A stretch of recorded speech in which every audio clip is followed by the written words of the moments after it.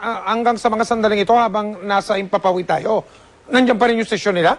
Yes, Mike. Ongoing pa rin. Pero kanina, nang magsimula ang sesyon, meron daw 10 mga mambabatas ang gusto magsalita. At paubos na rin, Mike. At inaasahan mga oras mula ngayon ay mag-a-adjourn na rin itong joint session. At tapos magsalita yun, tapos na, adjourn na, gano'n na lang. Merong motion, Mike, si Congressman Rufus Rodriguez na magpahayag daw ng sense ang joint session kung anong kanila magiging posisyon, kung tama ba ang idineklarang martial law o hindi. At yan ang didesisyonan mamaya bago mag-adjourn, Mike. May quorum ba?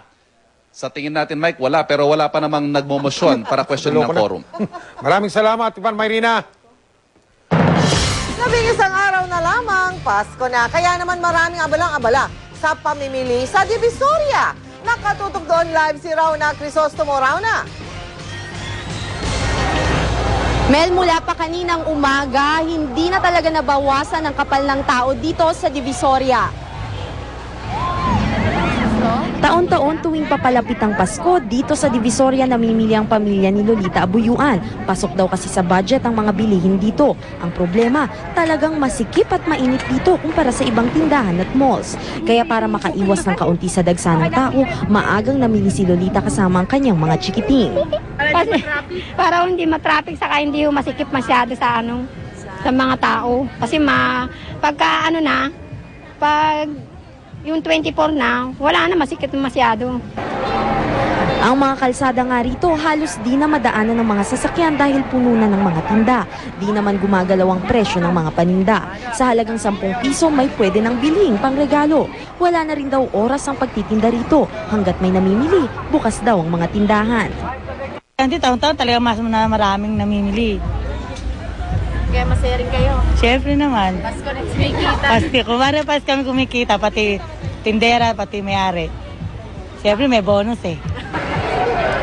Ang isang mall dito nag-extend na ng kanilang mall hours. Pero pag nagsara ang mall sa gabi, nagbubukas naman ang night market na inaabot ng hanggang alas 2 ng madaling araw.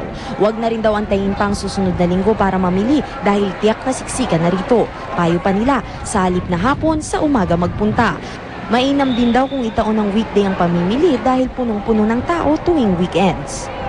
Hindi pa masikip kasi minsan tumatagal yung pagsashopping natin dahil sa dami ng tao. Minsan palakad-lakad na lang tayo, hindi na natin makita kung ano yung hinahanap natin dahil sa sobrang dami ng tao. Pag mga dumarating na yung December 20 pataas.